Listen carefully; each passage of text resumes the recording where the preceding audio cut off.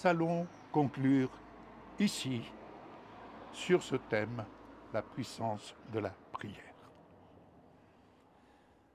Romains 12, verset 12, il nous est dit « Réjouissez-vous dans l'espérance et soyez patients dans la détresse, persévérez dans la prière. » L'espérance est une lumière qui éclaire notre chemin. Même dans les moments les plus sombres. Je vais vous dire quelque chose. Dans ce que j'ai eu à traverser, je l'ai déjà dit, je le redis encore pour ceux qui n'ont peut-être pas eu l'occasion de l'entendre, dans mes précédentes vidéos, précédents messages, plus particulièrement, voire même mes écrits. Lorsque j'ai eu à traverser cette épreuve, où j'étais pendant 6 mois dans un fauteuil, impossible de marcher, et dépendant totalement de mon épouse Michel. Mais dans ce que j'ai eu à traverser, mon refuge était dans la présence du Seigneur, dans la prière, la parole, de jour comme de nuit. Mais dans ce que j'ai eu à traverser, le plaisir que j'ai eu de toucher à un moment donné, et c'est dans ce sens que c'est devenu mon refuge, eh bien, j'ai pu me laisser déposséder de bien des certitudes. Déposséder où on attend que le Seigneur fasse quelque chose comme ça, à tel moment et autres. Déposséder de tout cela. Dépouiller. Dépouiller jusqu'au moment où je me suis retrouvé nu devant la parole, et la parole elle-même étant nue. Que restait-il? Il ne restait que Jésus, en m'enveloppant de sa présence, m'enveloppant de sa présence dans un murmure doux et léger. Pas de tumulte, pas de bruit. D'ailleurs, j'aimais être tranquille, je ne voulais pas de gesticulation autour de moi. J'étais dans sa présence. Et cette présence, l'ayant touché, l'ayant vécu, je ne recherche que cela au milieu de ce tumulte qui nous environne.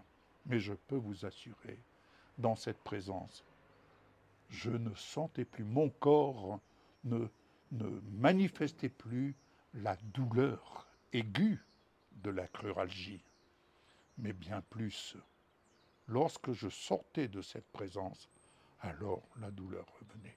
Ça montre bien que se décharger, se laisser dépouiller, c'est se laisser décharger dans la présence. Ce n'est pas le fait de dire « je ne pense plus », non. Les pensées, vous savez, elles se multiplient, mais être déchargé de toutes ces influences néfastes, de toutes ces choses toxiques, c'est dans la présence du Seigneur que vraiment l'œuvre de purification, l'œuvre de la parole vient purifier notre esprit. C'est-à-dire que ce n'est pas la lettre, ce n'est pas la doctrine, il n'y a rien de tout ça, c'est la présence. En fait, c'est le souffle de son amour. Je viendrai sur ce sujet, j'y reviendrai. C'est le souffle de son amour.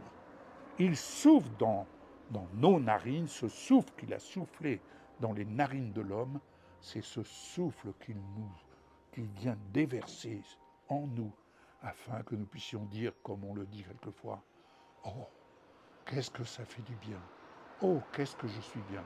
Ce n'est rien d'autre que le souffle de l'amour de Dieu, le souffle de la vie. Alléluia. La patience dans la détresse est une vertu qui nous permet de traverser les tempêtes avec un cœur calme et un esprit résolu, déterminé, et on garde le cap. Et la persévérance dans la prière est le fil conducteur qui nous relie constamment à la source de notre foi et de notre espérance. En adoptant cette attitude de joie et de persévérance, nous découvrons que chaque difficulté est une opportunité déguisée pour grandir et nous rapprocher de notre destinée divine. Oui, au travers de cette épreuve, j'ai appris. J'ai appris beaucoup de choses, mais non seulement j'ai appris, par la suite, ces choses se sont révélées, car lorsque j'étais libéré, et comme le Seigneur me le disait très souvent, je te donne le moyen d'en sortir. C'était la seule parole que j'avais. Je te donne le moyen d'en sortir. Lorsque j'en suis sorti, aujourd'hui, je regarde derrière moi. Oh, je ne vous dis pas, Seigneur, je voudrais recommencer. Non, mais il y a une chose. Je rends grâce à Dieu pour la capacité que le Seigneur m'a donnée de traverser avec lui, parce qu'il est avec nous tous les jours, mais de traverser patiemment et de lui faire confiance, me conduisant, me conduisant vers ce moyen d'en sortir. Et comme je l'ai déjà dit, vous savez, le moyen d'en sortir, lequel a été? C'est d'entendre la part de mon médecin personnel. Il m'a dit, Monsieur Gravé, avec la grâce que vous connaissez, eh bien, guérissez-vous vous-même, puisqu'aucun traitement n'avait d'efficacité sur mon organisme. C'est donc le Seigneur qui m'a guéri de cette cruralgie lorsque je suis rentré et que les remèdes inefficaces, je les ai abandonnés dans les 3 jours qui ont suivi. Alléluia. L'exaucement se manifestait. Je reprenais, je recommençais à marcher. Amen, amen, amen.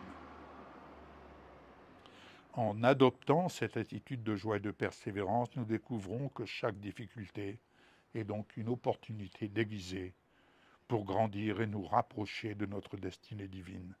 La prière devient non seulement un acte de demande, mais aussi un acte de célébration de la bonté et de la fidélité de Dieu.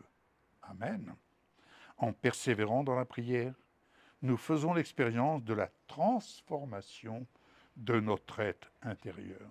Oui, je peux vous assurer qu'étant dépossédé, acceptant de me laisser dépouiller de bien de certitude, aujourd'hui, je suis rentré dans une nouvelle phase de ma relation avec le Seigneur, où les choses d'hier, aussi bonnes ont-elles été, mais les choses d'hier sont derrière. Aujourd'hui, j'entends, je vois les choses tout à fait d'une autre façon. À mon Seigneur Jésus, toute ma reconnaissance. Ainsi, chaque jour devient un chant de gratitude, chaque prière une symphonie d'espérance et chaque acte de foi une déclaration de notre confiance inébranlable en la bonté divine. Alors, bien-aimés, réjouissons-nous dans l'espérance, car elle est le reflet de la promesse de Dieu dans nos vies, une promesse de paix, de joie et de victoire éternelle. Que le Seigneur vraiment vous comble. Et surtout, au-delà de ce que vous avez pu entendre de ma bouche, entendez la voix du Seigneur, entendez la voix du Père vous parler, tel un père qui parle à son enfant, à son fils, à sa fille. Soyez bénis. À une prochaine émission.